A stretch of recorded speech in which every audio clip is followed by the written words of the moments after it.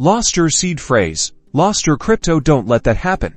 Today, we'll unlock the secrets to finding your Solflare Wallet seed phrase, safeguarding your precious Solana. First, open your Solflare Wallet. This tutorial focuses on the desktop version, but the process is similar on mobile. Look for the settings icon, usually a gear or cogwheel. Click on it to access your wallet settings. Within the settings menu, find the security option. This section is your vault for all things related to protecting your wallet. Click on security to proceed. Now, you should see an option like reveal seed phrase or backup seed phrase. Is what we're looking for.